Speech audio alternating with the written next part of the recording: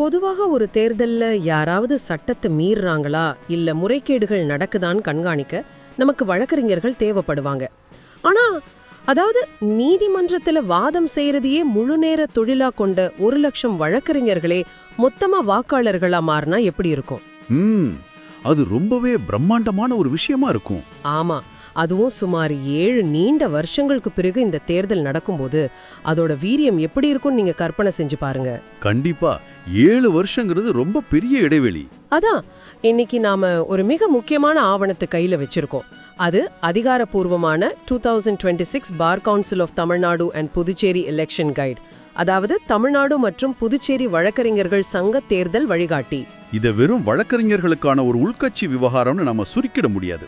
நிச்சயமா இது ஒட்டுமொத்த சமூகத்தோட நீதி பரிபாலன அமைப்ப, சட்டத்துறையோட எதிர்காலத்தை நிர்ணயிக்க போற ஒரு முக்கியமான தருணம். சரி, இத கொஞ்சம் விரிவாக பாப்போமா? தாராளமா. இந்த வரலாற்று சிறப்புமிக்க தேர்தல் வரும் 2026ஆம் ஆண்டு மார்ச் மாசம் 30ஆம் தேதி திங்கட்கிழமை காலை 10 மணி முதல் மாலை 5 மணி வரை நடக்க போகுது. பாத்தீங்கன்னா கிட்டத்தட்ட 7 வருஷ காத்திருப்புக்கு பிறகு இந்த தேர்தல் தேதி வந்திருக்கு. இது சாதாரணமான இடைவெளி இல்லையா? சட்ட வட்டாரங்கள்ல இது ஒரு பெரிய அரசியல் வெற்றிடத்தை உருவாக்கி இருக்கோம்ல. சொல்லப்போனா நீங்க குறிப்பிட்ட அந்த 7 வருட இடைவெளி என்பது ரொம்ப ஆழமா விவாதிக்கப்பட வேண்டிய ஒண்ணு. இங்க ஒரு சுவாரஸ்யமான விஷயம் என்னவென்றால், சொல்லுங்க, எந்த ஒரு தொழில்முறை சமூகத்திலையும் இவ்வளவு நீண்ட காலத்துக்கு தேர்தல் நடக்காம இருக்கிறது ஒரு தலைமுறை இடைவெளியே உருவாக்கிடும். ஓ, அதாவது ஒரு ஜெனரேஷன் கேப் சொல்றீங்களா? ஆமா, கரெக்ட். யோசிச்சு பாருங்க, கடந்த 7 வருஷங்கள்ல சட்டக்கல்லூரியை முடிச்சிட்டு பயிற்சிக்கு வந்த பல்லாயிரக்கணக்கான இளம் வழக்கறிஞர்கள் இருக்காங்க. அவங்க இதுவரை தங்களுக்கான ஒரு பிரதிநிதியை தேர்ந்தெடுக்கிற வாய்ப்பையே பெற்றதில்லை. அட ஆமாம்ல, அவங்களுக்கு இதுதான் முதல் தேர்தல். அதேதான், இவ்வளவு காலம் மூத்த வழக்கறிஞர்களின் ஆளுமையின் கீழ் மட்டுமே இயங்கி வந்த பார் கவுன்சிலுக்குள்ள இப்போ ஒரு புதிய இளைய தலைமுறையோட குரல் ஒலிக்க போகுது. இது ஒரு மிகப்பெரிய மாற்றம். மறுபுறம் பாத்தீங்கன்னா சுமார் 1,00,000 வழக்கறிஞர்கள் இந்த தேர்தலில் வாக்களிக்க தகுதி பெற்றிருக்கிறாங்க. 1,00,000 வாக்காளர்கள், இது ஒரு சின்ன சட்டமன்ற தொகுதியோட மக்கள் தொகைக்கு சமமாச்சே. கண்டிப்பா. ஆனா இவங்க சாதாரண வாக்காளர்கள் கிடையாது. சட்டத்தோட நுணுக்கங்களை, விதிகளோட ஓட்டைகளை தங்கள் அன்றாட தொழிலா கொண்டவங்க. இவங்க எல்லாரும் சேர்ந்து தங்களுக்கான நிர்வாகிகளை தேர்ந்தெடுக்க போறாங்க. ஆமா, இது இந்திய நீதித்துறை வரலாற்றிலேயே மிகப்பெரிய அரசியல் பரிசோதனைன்னே சொல்லலாம். 1,00,000 சட்ட வல்லுநர்கள் வாக்களிக்க போறாங்கிறது கேட்கவே ரொம்ப பிரமிப்பா இருக்கு. ஆனா இத்தனை பேர் சேர்ந்து வெறும் 23 பேரை தேர்ந்தெடுக்க போறாங்கன்னு சொல்லும்போது போட்டி எந்த அளவுக்கு கடுமையா இருக்கும்னு நீங்களே யோசிச்சு பாருங்க. ஆமா, கொஞ்சம் தரவுகளை பார்த்தோம்னா இது இன்னும் தெளிவா புரியும். அதாவது தமிழ்நாடு மற்றும் புதுச்சேரி பார் கவுன்சில்ல மொத்தமா 25 உறுப்பினர்கள் இருப்பாங்க. கரெக்ட். ஆனா தேர்தல்ல 23 பேர் தான். அதான் 23 உறுப்பினர்கள் இந்த மாபெரும் தேர்தல் மூலமா நேரடியாக தேர்ந்தெடுக்கப்பட உள்ளார்கள். மீதமுள்ள 2 அரசு தரப்பிலிருந்து, அதாவது அட்வொகேட் ஜெனரல் போன்றவங்க பதவி வழி உறுப்பினர்களா வருவாங்க. இப்போ இந்த 1,00,000 வாக்காளர்களும் சிரமம் இல்லாம வாக்களிக்கிறதுக்காக தமிழ்நாடு மற்றும் புதுச்சேரி முழுவதும் சுமார் 168 வாக்குச்சாவடிகள் அமைக்கப்பட இருக்கு. 168 மையங்கள்ல ஒரே நேரத்துல வாக்கெடுப்பு நடக்க போகுது. ஆனா இங்கதான் விஷயம் ரொம்ப சுவாரஸ்யமாகுது. எந்த விஷயம்? இடஒதுக்கீடு பற்றியா? ஆமா, இந்த 25 உறுப்பினர்கள்ல பெண்களின் பிரதிநிதித்துவம் என்னவா இருக்குங்கிறது தான் அந்த சுவாரஸ்யம். இது ரொம்ப முக்கியமான பாயிண்ட். உச்ச நீதிமன்றத்தின் வரலாற்று சிறப்புமிக்க ஒரு உத்தரவின் அடிப்படையில இந்த தேர்தல்ல பெண்களுக்கு 30% இடஒதுக்கீடு வழங்கப்பட்டுள்ளது. இது ஒரு மைல்கல் தீர்ப்பு. எனக்கு இங்க ஒரு சந்தேகம் வருது. மொத்தமுள்ள 25 இடங்கள்ல 30%னா அது குறைந்தது 7 இடங்களை குறிக்குமா? கரெக்ட், சரியா கணக்கு போட்டிருக்கீங்க. இப்போ ஏன் கேள்வி என்னன்னா, இந்த 30% இடஒதுக்கீடு நடைமுறையில எப்படி செயல்படும்? ஒருவேளை பொது போட்டியில போதிய பெண்கள் வெற்றி பெறலன்னா இந்த 7 இடங்கள் எப்படி உறுதி செய்யப்படும்? இது ரொம்ப முக்கியமான, அதே சமயம் நிறைய நடைமுறை சிக்கல்கள் நிறைந்த ஒரு கேள்வி. இப்போ இந்த 30% இடஒதுக்கீடு எப்படி செயல்படும்னு பார்ப்போம். நீங்க சொன்னது போல சபையில கட்டாயமா 7 பெண் உறுப்பினர்கள் இருந்தாகணும். இதுல 2 பேர் பரிந்துரை, அதாவது நாமினேஷன் மூலமா சபைக்கு வருவாங்க. ஓஹோ, அப்போ மீதி 5 இடங்கள், அந்த மீதமுள்ள 5 இடங்கள் தான் நேரடியாக தேர்ந்தெடுக்கப்படும் 23 உறுப்பினர்கள் இருந்து பெண்களுக்கு ஒதுக்கப்படும். சரி, இந்த வாக்கெடுப்புல முதல் சுற்றுகள்லயே 5 அல்லது அதற்கும் மேற்பட்ட பெண் வேட்பாளர்கள் வெற்றி பெற்றா எந்த பிரச்சனையும் இல்ல. ஆனா போதுமான பெண்கள் வெற்றி பெறலனா அங்கதான் ரூல்ஸ் உள்ள வருது. போதுமான பெண்கள் பொது போட்டியில வெற்றி பெறலன்னா தேர்தல் நடத்தும் அதிகாரி என்ன பண்ணுவாருன்னா வாக்கு எண்ணிக்கையோட இறுதியில ஓ கடைசியிலையா? ஆமா, இறுதியில அதிக வாக்குகள் பெற்ற ஆனா வெற்றி பெறாத பெண் வேட்பாளர்களை கொண்டு அந்த 5 இடங்களை நிரப்புவார். அப்படியா? இது ரொம்ப சுவாரஸ்யமா இருக்கே. இது ஒரு பரந்த கண்ணோட்டத்துல பார்த்தா இது சட்டத்துறையில பாலின சமத்துவத்துக்கான ஒரு மிகப்பெரிய பாய்ச்சல். கண்டிப்பா. ஏன்னா வரலாற்று ரீதியாவே உலகம் முழுவதும் நீதித்துறையும் சரி வழக்கறிஞர் சமூகமும் சரி பெருமளவுல ஆண்களின் ஆதிக்கத்திலிருந்து ஒரு துறையாவே பார்க்கப்பட்டு வந்திருக்கு. ஆமா, இப்போ பெண் வழக்கறிஞர்களோட எண்ணிக்கை கணிசமா அதிகரிச்சிருந்தாலும் கொள்கைகளை வகுக்கிற பார் கவுன்சில் போன்ற அமைப்புகள்ல அவங்களுக்கான பிரதிநிதித்துவம் எப்போதுமே ரொம்ப குறைவாதான் இருந்து வந்திருக்கு. அதனாலதான் உச்சநீதிமன்றத்தோட இந்த தலையீடு அந்த தடைய உடைத்தெறியுது. அவங்களே குரல் கொடுத்து கேட்க இது ஒரு பெரிய வாய்ப்பு. கரெக்ட். முடிவெடுக்கும் இடங்கள்ல பன்முகத்தன்மை இருக்கும்போதுதான் அதற்கான உண்மையான தீர்வுகள் கிடைக்கும்னு சொல்லுவாங்க. அந்த வகையில இது வரவேற்கத்தக்க ஒரு மாற்றம். ஆமா, 100% உண்மை.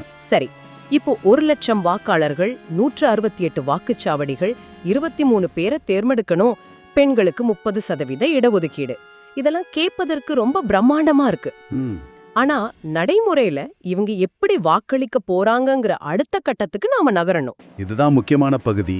ஏன்னா சாதாரண பொது தேர்தல்கள்ல இவிஎம் இயந்திரத்துல நமக்கு சம்மதமான ஒரு வேட்பாளரின் சின்னத்துக்கு நேரா இருக்கிற பட்டனை அழுத்திட்டு வந்துடுவோம். ஆனா இங்க அப்படி பட்டன் அழுத்துற வேலை கிடையாது.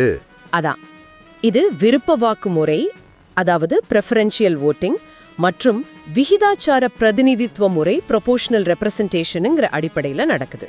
இதை கொஞ்சம் எளிமையா விளக்க முடியுமா? அதாவது வழக்கறிஞர்கள் தங்களுக்கு விருப்பமான வேட்பாளர்களுக்கு முன்னுரிமை அடிப்படையில 1, 2, 3ன்னு எண்களை இட்டு வாக்களிக்கலாம். அதிகபட்சமா 23 வேட்பாளர்களுக்கு எண்கள் இடலாம். ஓ, 23 பேருக்கும் ரேங்க் கொடுக்கலாமா? ஆமா, ஆனா கட்டாயமா குறைந்தது 5 வேட்பாளர்களுக்காவது முன்னுரிமை எண்களை குறிப்பிட்டே ஆகணும். அப்போ 1, 2, 3, 4, 5ன்னு கண்டிப்பா ஃபில் பண்ணணும். கரெக்ட். இதுல ரொம்ப கண்டிப்பான விதி என்னவென்றால் முதல் விருப்ப வாக்கு, அதாவது நம்பர் 1, ஒரே ஒரு வேட்பாளருக்கு மட்டுமே அளிக்கப்பட வேண்டும். இதுல ஒரு சின்ன தப்பு நடந்தாலும் ஓட்டு இன்வாலிட் ஆயிடும். சரி, இதோட ஒட்டுமொத்த அர்த்தம் என்ன? நம்ம கேக்குறவங்களுக்கு புரியும்படி நான் ஒரு உதாரணம் சொல்றேன். சொல்லுங்க. ஒரு அனாலஜி கொடுத்தா நல்லா புரியும். இதை இப்படி புரிஞ்சுக்கலாம். உங்ககிட்ட ஒரு பெரிய வாளி நிறைய தண்ணீர் இருக்கு. அதை நீங்க உங்க தோட்டத்தில் உள்ள செடிகளுக்கு ஊற்ற போறீங்க. சரி. முதல் செடிக்கு, அதாவது உங்களின் முதல் விருப்ப வேட்பாளருக்கும் நீரை ஊத்துறீங்க. அந்த செடிக்கு தேவையான தண்ணீர் கிடைச்ச பிறகோ அல்லது அந்த செடி ஏற்கனவே காய்ந்து போனாலோ, ஓ, அதாவது அந்த வேட்பாளர் ஜெயிச்சிட்டாலோ இல்ல தோத்துட்டாலோ, அதேதான், மீதமுள்ள தண்ணீரை வீணாக்காம நீங்க 2வது செடிக்கு, அதாவது 2வது விருப்ப வேட்பாளருக்கு மாற்றுவீங்க. சூப்பர் உதாரணம். இதே போலதான் உங்க வாக்கும் வீணாகாம அடுத்தடுத்த வேட்பாளர்களுக்கும் நகரும். ஆமா. ஆனா ஒரு நிமிஷம், 1,00,000 பேர் ஆளுக்கு 5 முதல் 23 ஓட்டுகள் வரை போட்டா, அதுவும் காகித வாக்குச்சீட்டுல வரிசைப்படுத்தி கொடுத்தா, இதை எண்ணி முடிக்கிறது ரொம்ப பெரிய வேலையாச்சு. அதான் மாசக்கணக்கில் ஆகுமே. இதை எப்படி நடைமுறையில சாத்தியப்படுத்துவாங்க? நீங்க கேட்டது 100க்கு 100 நியாயமான கேள்வி. உண்மையில பாத்தீங்கன்னா பார் கவுன்சில் தேர்தல் வாக்குகளை எண்ணி முடிப்பதற்கு பல வாரங்கள், சில சமயம் மாதங்கள் கூட ஆகுங்கிறது தான் யதார்த்தம். அப்படியா? ஆமா, இது மிகவும் சிக்கலான நுணுக்கமான ஒரு கணித செயல்முறை. ஆனா ஏன் இவ்ளோ கஷ்டப்பட்டு இந்த முறையை பின்பற்றணும்? நல்ல கேள்வி. ஏன் சாதாரணமா யார் அதிக ஓட்டு வாங்குறாங்களோ அவங்கள வெற்றி பெற்றவரை அறிவிக்க கூடாதுன்னு நீங்க யோசிக்கலாம். ஆமா, அது ஈஸியாச்சே. ஏன்னா அந்த சாதாரண முறையில ஒரு மிகப்பெரிய ஆபத்து இருக்கு. என்ன ஆபத்து? ஒரு குறிப்பிட்ட பிராந்தியத்தைச் சேர்ந்தவங்களோ அல்லது குறிப்பிட்ட குழுவை சேர்ந்தவங்களோ ஒட்டுமொத்தமா சேர்ந்து வாக்களித்தா அவங்க மட்டுமே மொத்த இடங்களையும் கைப்பற்றிட முடியும். ஓஹோ, அப்ப மற்றவங்களுக்கு வாய்ப்பே கிடைக்காதா? அதேதான். சிறுபான்மையா இருக்கிற குழுக்களுக்கோ அல்லது தனித்துவமான குரல்களுக்கோ பிரதிநிதித்துவம் கிடைக்காமலே போயிடும். இந்த விருப்ப வாக்கு முறை அதை தடுக்குது. எப்படின்னு கொஞ்சம் விளக்கமா சொல்லுங்க. ஒரு வேட்பாளர் வெற்றி பெற குறிப்பிட்ட எண்ணிக்கையிலான வாக்குகள் தேவைப்படும். அத கோட்டா அப்படின்னு சொல்லுவாங்க. சரி. ஒரு வாக்காளரின் முதல் விருப்ப வேட்பாளர் அந்த கோட்டா வாக்குகளை தாண்டி வெற்றி பெற்றுவிட்டாலோ அல்லது மிக குறைந்த வாக்குகள் பெற்று போட்டியிலிருந்து வெளியேறினாலோ அந்த ஓட்டு வீணாகாதா? வீணாகாது. அது அவர் 2 அப்படின்னு குறிப்பிட்டிருந்த 2வது விருப்ப வேட்பாளருக்கு மாற்றப்படும். இதனாலதான் குறைந்தபட்சம் 5 பேருக்கு வாக்களிக்க வேண்டும் என்ற கட்டாய விதி இருக்கு. ஓ, இப்ப புரியுது. இது வாக்காளர்களை குறுகிய மனப்பான்மையிலிருந்து வெளியே கொண்டு வருது. நான் என் நண்பருக்கு மட்டும் ஓட்டு போடுவேன் அப்படின்னு நீங்க தப்பிக்க முடியாது. கரெக்ட். ஒட்டுமொத்த வழக்கறிஞர் சமூகத்தின் நலனுக்காக உழைக்கக்கூடிய வேற 4 பேரையாவது நீங்க அடையாளப்படுத்தியே ஆகணும். இது சபைக்குள்ள பல தரப்பட்ட பிரிவினரும் உள்ளே வர்றத உறுதி செய்யுது. ஒரு பரந்த சிந்தனைய வாக்காளர்கள் மீது திணிப்பதும் மிகச்சிறப்பான உத்திதான். ஆமா. ஆனா அந்த நம்பர் 1 விதிய கொஞ்சம் கவனிச்சிங்களா? முதல் விருப்பம்ங்கிறது ஒண்ணுதான் இருக்க முடியும். 2 பேருக்கும் 1 அப்படின்னு எழுதுனா அந்த வாக்கு உடனடியாக செல்லாததாக, அதாவது இன்வாலிட்னு அறிவிக்கப்பட்டுவிடும். அது ரொம்ப ஸ்ட்ரிக்டான ரூல். இந்த விதியை கேட்கும் போது எனக்கு ஆச்சரியமா இருக்கு. ஒரு வாக்குச்சீட்டை கையில வாங்கியதும் அவங்க 10 விஷயங்களை மூலையில கணக்கு போடணும். ஆமா, யார் எனது முதல் விருப்பம், அடுத்து யாருக்கு நான் 2வது 3வது இடம் கொடுக்க போறேன், 5 இடங்களையாவது நிரப்பிட்டோமா, தவறுதலா 2 இடங்கள்ல 1 அப்படின்னு போட்டுவிடக்கூடாதே என்றெல்லாம் கவனமா செயல்படணும். அதுல எந்த சந்தேகமும் இல்ல. அதுவும் 1,00,000 வாக்காளர்கள் இது செய்ய போறாங்கன்னா இத கண்காணிக்கிறது எவ்வளவு பெரிய சவால். உண்மைதான். இவ்வளவு சிக்கலான விதிகளும் மாபெரும் வாக்காளர் எண்ணிக்கையும் இருக்கும்போது இத சரியா செஞ்சு முடிக்கும் பொறுப்பு யாரிடம் இருக்கு? ஒரு சிறு தவறு நடந்தாலோ அல்லது சிறு சந்தேகம் வந்தாலோ, ஆமா, வழக்கறிஞர்கள் அதை நீதிமன்றத்துக்கு எடுத்து சென்று ஒட்டுமொத்த தேர்தலையும் நிறுத்திட வாய்ப்பு இருக்கே. சரியா பிடிச்சிங்க. வழக்கறிஞர்களுக்கான தேர்தல் என்பதால் ஒவ்வொரு சிறு விதியும் உருப்பெருக்கி வச்சு பார்க்கப்படும். எங்கேயாவது ஒரு சின்ன ஓட்ட தெரிஞ்சா கூட உடனடியாக வழக்கு பதிவாகிடும். கண்டிப்பா. அதனாலதான் இந்த தேர்தலோட நம்பகத்தன்மையை உறுதி செய்யறதுக்காக ஒரு மிகச்சிறந்த முடிவெடுக்கப்பட்டிருக்கு. என்ன முடிவு அது? ஓய்வு பெற்ற நீதிபதி திரு ராஜீவ் சக்டேர் தலைமையிலான உயர்மட்ட தேர்தல் குழுவிடம் இந்த தேர்தலை நடத்தும் முழு பொறுப்பும் ஒப்படைக்கப்பட்டிருக்கு. ஓய்வு பெற்ற நீதிபதியா? எதற்காக ஒரு ஓய்வு பெற்ற நீதிபதி? ஏன் ஒரு IAS அதிகாரியோ அல்லது தேர்தல் ஆணைய அதிகாரியோ இதை நடத்தக்கூடாது? அதான் விஷயமே. சட்டத்தை அக்குவேற ஆணிவேற அடசக்கூடிய வாக்காளர்கள் மத்தியில அவங்களுக்கு இணையான அல்லது அவங்கள விட அதிக சட்ட அறிமோ அனுபவமோ நடுநிலைமையும் கொண்ட ஒருவர் தான் இதை கையாள முடியும். ஓ, இப்ப புரியுது. நீதிபதி ராஜீவ் சக்தேர் போன்ற ஒரு மூத்த ஓய்வு பெற்ற நீதிபதியின் நேரடி மேற்பார்வை இருக்கும்போது அது அந்த செயல்முறைக்கு ஒரு முதிர்ச்சியையும் விவாதத்திற்கு அப்பாற்பட்ட நேர்மையும் வழங்குது. நிச்சயமா. மேலும் தேர்தல் தொடர்பான எந்த ஒரு சந்தேகத்துக்கும் விதிகளின் விளக்கங்களுக்கும் வாக்காளர்கள் தமிழ்நாடு மற்றும் புதுச்சேரி பார் கவுன்சிலின் அதிகாரப்பூர்வ இணையதளத்தை மட்டுமே நம்ப வேண்டும் என்றும் மிக தெளிவாக கூறப்பட்டிருக்கு. அது ரொம்ப முக்கியம். ஏன்னா வாட்ஸ்அப் ஃபார்வர்டுகள் நிறைய வருங்களா? ஆமா, வழக்கறிஞர்கள் மத்தியில வாட்ஸ்அப் போன்ற சமூக வலைத்தளங்கள்ல வதந்திகள் மிக வேகமா பரவக்கூடிய அபாயம் இருக்கு. இதை தடுத்து வெளிப்படைத்தன்மையை உறுதி செய்யவே இணையதளம் அதிகாரப்பூர்வ தகவல் மையமா அறிவிக்கப்பட்டிருக்கு. உன்னிப்பா கவனிக்கப்படும். அதிகாரப்பூர்வ இணையதளத்தை அணுகுவது வதந்திகளுக்கு முற்றுப்புள்ளி வைக்கும். கரெக்ட். சரி, இன்னைக்கு நாம விவாதித்த இந்த முக்கிய தகவல்களை விரைவா தொகுத்து பார்ப்போம். 7 வருஷ காத்திருப்புக்கு பிறகு 2026 மார்ச் 30ஆம் தேதி 1,00,000 வழக்கறிஞர்கள் வாக்களிக்க போகும் மாபெரும் தேர்தல் இது. 23 பேரை தேர்ந்தெடுக்க 168 மையங்கள்ல வாக்குப்பதிவும் நடைபெற இருக்கு. வரலாற்று சிறப்புமிக்க முடிவா சபையில பெண்களுக்கு 30% இடஒதுக்கீடு, அதாவது குறைந்தது 7 பெண் உறுப்பினர்கள் இருப்பதை உறுதி செய்யும் நடைமுறை வரவுள்ளது. மிகவும் கவனமா செயல்பட வேண்டிய அதே சமயம் ஒவ்வொரு வாக்கும் வீணாகாம மாற்றப்படும் விருப்ப வாக்குமுறை பின்பற்றப்பட இருக்கு.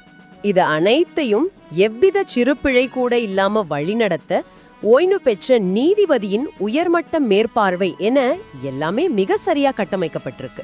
ஆமா. இப்போ உங்களுக்கும், அதாவது இதை கேட்டுட்டு இருக்கிற உங்களுக்கும் ஒரு கேள்வி எழலாம். நான் ஒரு வழக்கறிஞரே இல்ல, சட்டத்துறைக்கும் எனக்கும் எந்த சம்பந்தமும் இல்ல, இந்த தேர்தல் பற்றி நான் ஏன் தெரிஞ்சுக்கணும்? இது ரொம்ப இயல்பான கேள்விதான். இதற்கான விடை மிகவும் முக்கியமானது. நீங்க ஒரு சாதாரண குடிமகனா இருக்கலாம். ஆனா எப்போதாவது உங்க உரிமைக்காகவோ ஒரு அநீதிக்கு எதிராகவோ நீங்க நீதிமன்றத்தின் படியேற வேண்டிய சூழல் வரலாம். கண்டிப்பா வரும். அப்போ உங்களுக்காக குரல் கொடுப்பவர்கள் இந்த வழக்கறிஞர்கள் தான். அந்த வழக்கறிஞர்களின் தரத்தை, அவர்களின் ஒழுக்கத்தை, அவர்களுக்கு தேவையான கட்டமைப்பை நிர்வகிப்பது இந்த பார் கவுன்சில் என்ற அமைப்பு தான். அதனாலதான் நம்ம இதை பத்தி தெரிஞ்சுக்கணும். ஆமா, நம் சமூகத்தின் நீதி பரிபாலன கட்டமைப்பை காக்கும் தலைவர்கள் எப்படி தேர்ந்தெடுக்கப்படுகிறார்கள் என்பதை தெரிந்து கொள்வது ஒரு விழிப்புணர்வுள்ள குடிமகனா நமக்கு மிகவும் அவசியம். நீங்க சொன்னது முற்றிலும் உண்மை. சமூகம் அமைதியா இயங்குவது சட்டத்தின் மீதான நம்பிக்கையின் அடிப்படையில தான். நிச்சயமா. அந்த சட்டத்தை கையாளுபவர்களின் தலைமை நேர்மையானதாகவும் வலுவானதாகவும் இருக்க வேண்டும். இறுதியா நீங்க சிந்தித்து பார்க்க நான் ஒரு சுவாரஸ்யமான முரணை முன்வைக்க விரும்புறேன். சொல்லுங்க. வழக்கறிஞர்கள் என்பவர்கள் பொதுவாகவே சட்டத்தோட ஓட்டைகளையும் விதிகளோட நுணுக்கங்களையும் அலசி ஆராய்ந்து விவாதிப்பதில் வல்லவர்கள். ஆமா, அதுதான் அவங்க வேலையே. ஒரு கமாவோ முற்றுப்புள்ளியோ மாறினால் கூட அதோட அர்த்தத்தை நீதிமன்றத்துல தங்கள் வாதத்தின் மூலம் மாற்றிவிடக்கூடிய கூர்மையான மூளை கொண்டவங்க. சரிதான். ஆனா இந்த தேர்தல்ல ஒரு மிக கடுமையான அதே சமயம் மிக எளிமையான விதி இருக்கு. அந்த நம்பர் 1 விதியை சொல்றீங்களா? அதுதான், எண்ணு 1 என்ற முதல் விருப்ப வாக்க ஒருவருக்கு மேல் அளித்தால் அந்த வாக்குச்சீட்டே செல்லாததாகிவிடும். இப்ப யோசிச்சு பாருங்க, சட்ட நுணுக்கங்களை இவ்வளவு ஆழமா அறிஞ்ச அந்த வல்லுநர்கள் ஒரு பேப்பர்ல தங்களுக்கு பிடித்தவர்களுக்கு வரிசை எண்களை இடும் இந்த எளிமையான வாக்கெடுப்பு விதியில எந்த அளவுக்கு கவனமா இருக்க போறாங்க? ஓ, ரொம்ப சுவாரஸ்யமான கேள்வி இது. வாக்குச்சீட்டுல ஏற்படும் சிறு குழப்பத்தாலோ அல்லது கவனக்குறைவாலோ இந்த 1,00,000 வாக்குகள்ல எத்தனை செல்லாத வாக்குகள், அதாவது இன்வேலிட் ஓட்ஸ் பதிவாக போகுது என்பதை பார்ப்பது ஒரு மிகப்பெரிய உளவியல் சுவாரஸ்யமா இருக்கும் அல்லவா? கண்டிப்பா. இது அவங்களோட சட்ட அறிவை மீறிய ஒரு கவனச்சோதனை என்று கூட சொல்லலாம். இத பத்தி நீங்க சிந்தித்து பாருங்க. உண்மைதான். சட்ட நுணுக்கங்களை நீதிமன்றத்துல மிக துல்லியமா அலசும் மூளைகள் ஒரு சிறிய வாக்குச்சாவடிக்குள்ள ஒரு பேப்பரை கையில வச்சுட்டு எப்படி செயல்பட போகுது என்பதை பார்ப்பது ஒரு சுவாரஸ்யமான முரண்தான். ஆமாம். எவ்வளவு பெரிய சட்ட வல்லுனராக இருந்தாலும் அந்த நம்பர் 1 விதிக்கு முன்னால் அவங்க சாதாரண வாக்காளர்கள் தான். எந்த அமைப்பு சட்டத்தை காக்கிறதோ அந்த அமைப்பின் எதிர்காலம் இப்போ இந்த 1,00,000 வாக்குகளின் கையில் உள்ளது. இது ஒரு முக்கியமான தருணம். இந்த முரண்பாட்டையும் இதன் ஆழத்தையும் நீங்களும் கொஞ்சம் சிந்தித்து பாருங்க. மீண்டும் மற்றொரு சுவாரஸ்யமான மற்றும் ஆழமான அலசலில் உங்களை சந்திக்கிறோம். அதுவரை தொடர்ந்து கேள்விகளை கேட்டுக்கொண்டே இருங்கள்.